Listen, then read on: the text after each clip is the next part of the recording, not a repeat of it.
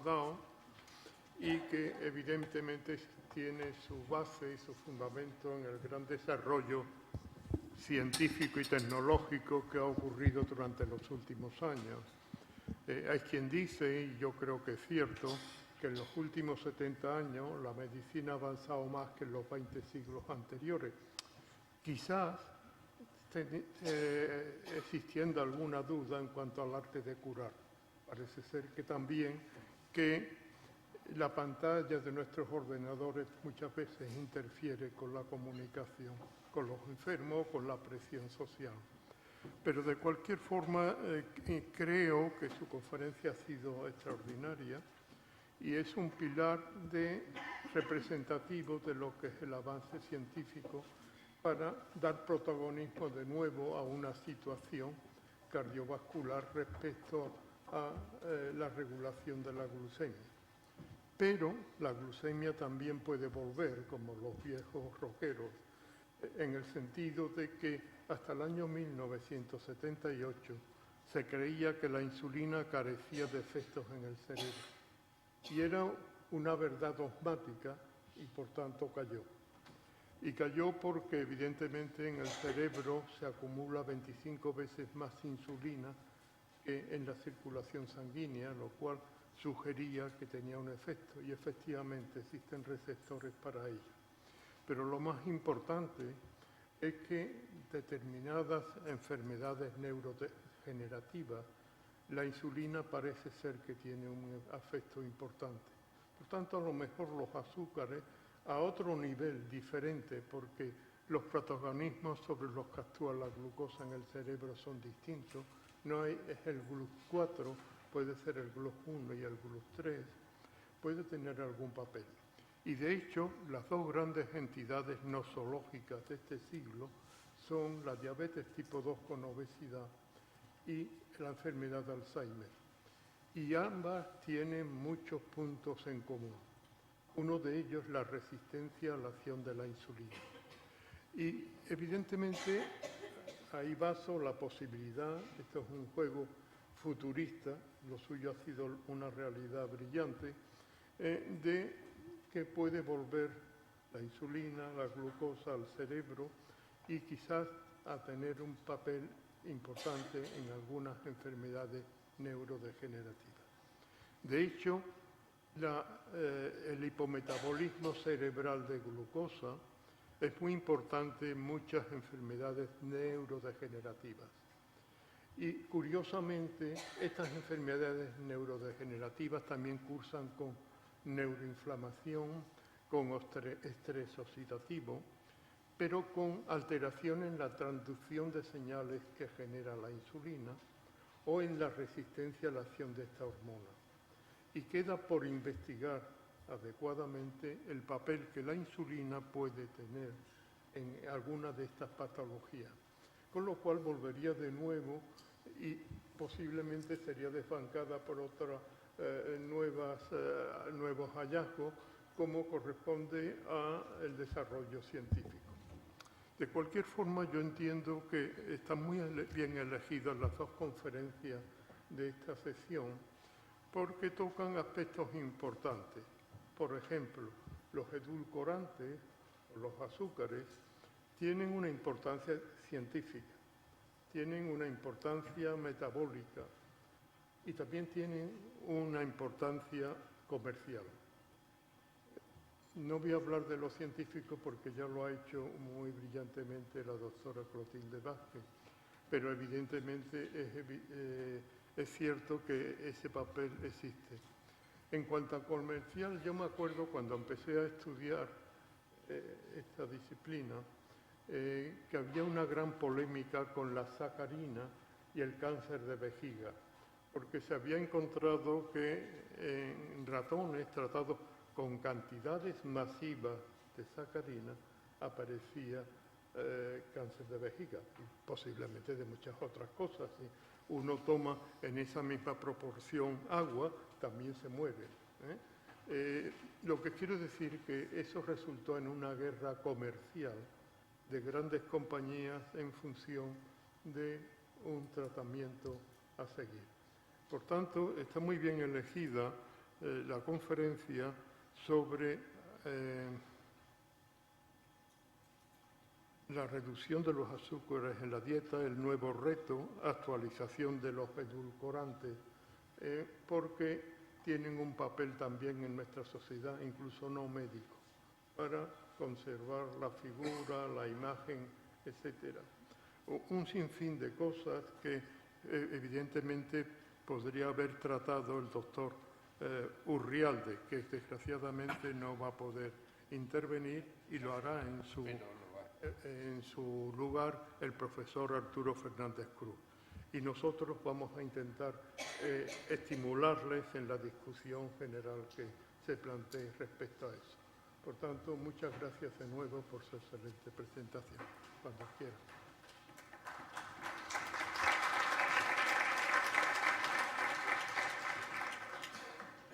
El doctor Gabriel Urrialde no va a poder asistir, pero el profesor Fernández Cruz se va a encargar de realizar y trasladar su presentación.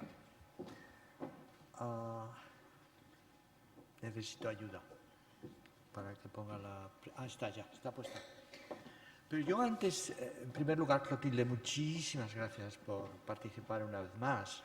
Y habéis visto que acabo de salir un momento fuera. Y era para presentar el pésame de uno de mis pacientes, obeso, diabético, hipertenso, con insuficiencia cardíaca, que ha fallecido esta noche con 89 años. Con 89 años. Quiere decir que los avances médicos que nosotros hemos producido y que has puesto encima de la mesa constituyen un cambio de paradigma. Pero mi pregunta es, también en la guía clínica, ¿ok? Porque entiendo que si yo he entendido tu presentación brillante, si ahora nosotros ya no nos fijamos en la glucosa como único elemento guía, ¿por qué tenemos que empezar con fármacos que manejan la glucosa si tenemos los otros que lo manejan todo? ¿Es sensato pensar que tenemos que cambiar las guías? Totalmente. Justamente hace poquito con el presidente de CINDIMAT, con Alfonso, discutíamos, este verano ha llegado a nuestras manos un documento de la Consejería en la que dan las guías para atención primaria, donde vuelven otra vez a insistir en el uso de las sulfonilureas, ¿no? Entonces, esto hoy día es intolerable y hemos entrado con todos los datos, que además los datos económicos nos sirven porque están mal hechos. También lo decía el doctor Tejedor, un solo año de ahorro de diálisis de un paciente diabético es mucho más dinero de ahorro que lo que pueda costar un tratamiento de los nuevos. Y si no, que negocien los precios ellos, ¿no? Pero uno no puede estar volviendo a... Pero efectivamente, es que en este momento no es de recibo. ¿Qué le pasa a mi paciente? No me fijo, y tengo armas que además disminuyen la glucosa, además disminuyen la hemoglobina glicada, y están realmente normalizando o atenuando todo el conjunto de factores. No tenemos ninguna excusa, hay que emplearlos. ¿Emplearlos desde el principio? Desde el principio, okay. Desde el principio. Eso es lo que quería oír. Muchísimas gracias.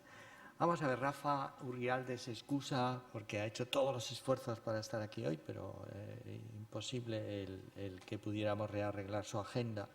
Entonces me voy a permitir utilizar su presentación, que él me autoriza a hacerlo.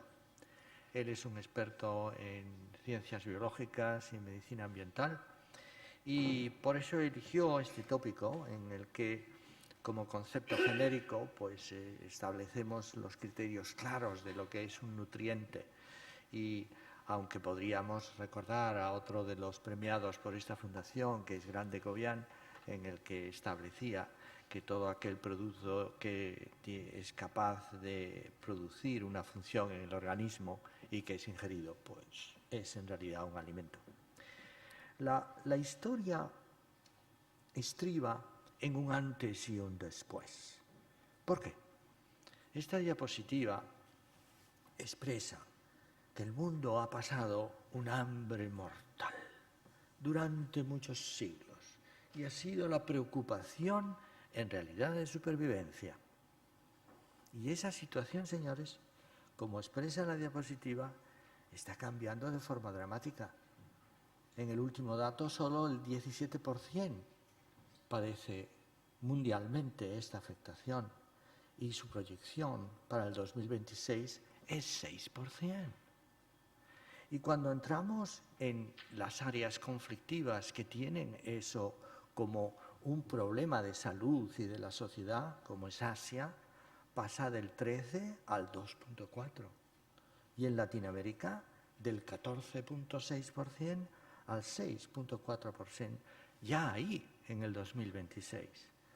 Luego el hambre no constituye en este momento un criterio para estas sociedades en las que nosotros nos desenvolvemos y que miramos con tanto optimismo. Por eso esta diapositiva, como ven, hace un corte aquí en el cual se observa el cambio sustancial de todo lo que va a ser la regulación, de lo que el profesor Blázquez ha puesto encima de la mesa, de los productos alimentarios que nosotros consumimos. Hasta que no hemos podido movernos en sistemas de igualdad que nos permitan cambiar esa disponibilidad de los alimentos para los seres humanos, no se puede producir el cambio de comportamiento de la sociedad. Y así, en esta diapositiva, ven que hay una cantidad de elementos nuevos que tienen que ver con el comportamiento de los que van a consumir los alimentos.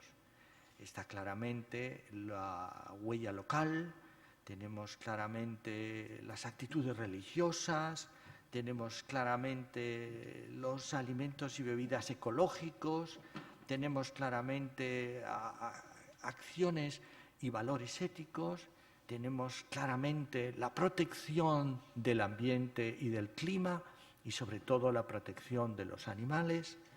Establecemos con toda seguridad de que hay personas obsesivas como son los llamados ortoréxicos que viven obsesivamente la dieta como el paradigma de su vida.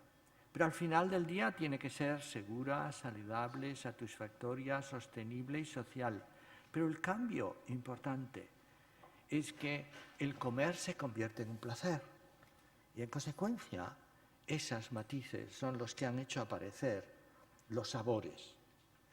La vida sin sabores y sin emociones, con lo cual justifica el que el cambio de siglo produzca también el cambio de prototipo de consumidor, de un consumidor único que sería robótico a uno muy cambiante. La ley ha ido, como es lógico y como ilustra esta diapositiva, teniendo en cuenta estos logros de la humanidad y ha ido regulando, como veis, desde 1970 a 2020 y aparecen pues no solamente garantizar y seguridad de la sostenibilidad del sistema, sino también garantizar el medio ambiente, garantizar la salud, hechos que antes no jugaban un papel en absoluto en la concepción de la alimentación.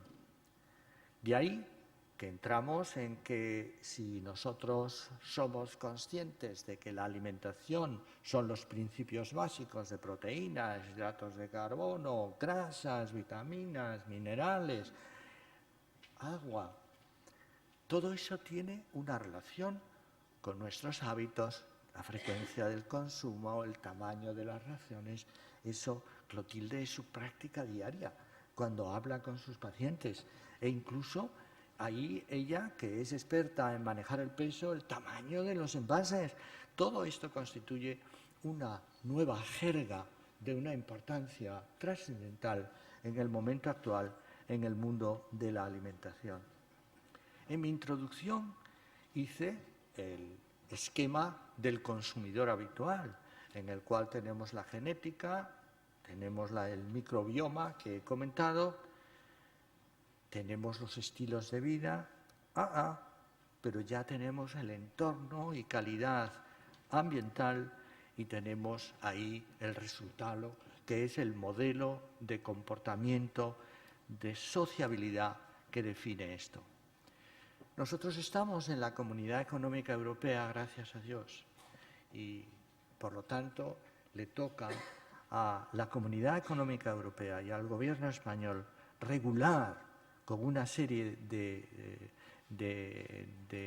sociedades dedicadas o grupos de trabajo dedicadas a ello para garantizar el riesgo de los alimentos y de los aditivos alimentarios. Hay un concepto clásico y además útil para la audiencia que probablemente no lo conoce, y es el que el mundo científico aplicado a la alimentación establece para el edulcorante la cantidad estimada de un aditivo expresada en miligramos, kilogramos peso, que puede ser ingerida diariamente en la alimentación por toda la vida. This is not a shot. Estamos hablando de toda su vida y por lo tanto sin daño para la salud humana, y las investigaciones toxicológicas son de gran importancia.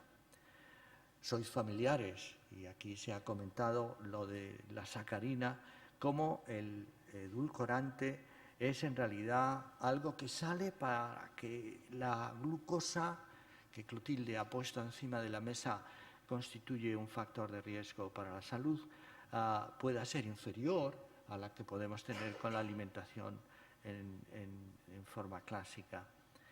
El cuidado de los dientes constituye otro de los elementos que se utilizan constantemente como indicación para ello. Para los que no lo conozcan, que habrá muy pocos, porque todos comemos y tomamos café, y tomamos Coca-Cola, y tomamos todo tipo de jugos de frutas, e incluso los que sean veganos, sabemos que tenemos las dos posiciones, los azúcares y los edulcorantes bajos en calorías, en la cual, en el concepto de obesidad que había puesto la doctora Clotilde Vázquez hace un momento ante ustedes, calorías cero, constituye el objetivo de ese edulcorante. La realidad es que seguimos siendo la banda borracha en el mundo, porque no se aceptan todos los edulcorantes en todos los países y al mismo tiempo. Por ejemplo, el que está en rojo está aceptado en los Estados Unidos y todavía no ha sido aceptado en Europa. La cantidad de edulcorantes disponibles son un total de 19 que han sido autorizados en la Comunidad Económica Europea. Y veis las fechas en las cuales se han obtenido esas manifestaciones de permiso. En esta diapositiva quiero que se fijen en que la Comunidad Económica Europea tiene una regulación. Y esa regulación, en la parte de la derecha, se refiere a los azúcares libres, en los cuales hace mucho énfasis de que la cantidad máxima diaria de azúcar libre debe hacerse inferior al 10% de la ingesta total de energía, que equivale a 50 gramos de glucosa persona día. La condicional, la que compramos todos, es la que viene detrás, que es la ingesta de azúcares libres inferior al 5%, y que estaríamos hablando de 25 gramos de azúcar persona de día. Al final del día, lo que quiero señalar como mensaje es que los alimentos en este momento son trajes a medida y que, por lo tanto, cada tipo de alimento tiene esta lectura. El español ingiere un total de azúcar como media de 111,2 gramos día, lo que representa el 18,2% del aporte calórico. Esto constituiría que estamos fuera de nuestra estructura de seguridad. Sin embargo, los datos de ingesta de azúcares añadidos están perfectamente, como se expresa en la diapositiva, al 7% dentro de la lectura. ¿Trabajamos correctamente? Sí. Observen en esta diapositiva cómo todo lo que son estos aditivos o edulcorantes han ido sufriendo de forma muy significativa una reducción del contenido de azúcar en los mismos. Coca-Cola, por ejemplo, logró el 100%, establecer el cero no solo de calorías, sino de glucosa. Y eso, señores, está en el etiquetado. Hemos logrado que el ciudadano sea capaz de saber lo que le están administrando, no solo en el carácter del contenido calórico, sino del contenido también edulcorante y de glucosa y en la forma en que se ha sido generado. Esta diapositiva demuestra, para los que querían conocer un poco más sobre este tema, el aspecto de dónde nos encontramos en el momento actual en los diferentes aditivos, en lo que son bebidas no alcohólicas, en lo que son dulces, en los que son derivados de la leche, cereales o misceláneos. La realidad es que el porcentaje de edulcorantes estimado en el 2019, según esta investigación alimentaria, vean que está representada claramente en esta diapositiva como muy sensata. Aquí, en este subgrupo de alimentos usando los edulcorantes, tenemos los porcentuales en todo lo que constituye nuestros usos diarios de chocolates, de lo que es pastelería, de lo que constituye los yogures. En general, estaríamos en el sistema bien protegido y adecuado por la ley para conseguir que los edulcorantes constituyan una seguridad. Pero no puedo terminar sin que nosotros exijamos adicionalmente lo que la sociedad ha hecho un logro, que es el alimento ecológico, biológico, orgánico, en el que respeta la naturaleza, respeta a los animales que son en realidad los que en muchas ocasiones producen este producto y que utiliza responsablemente la energía y los recursos naturales. Como esta diapositiva no es mía y con esto cierro la presentación de Rafael Urrialde, pido un aplauso para él.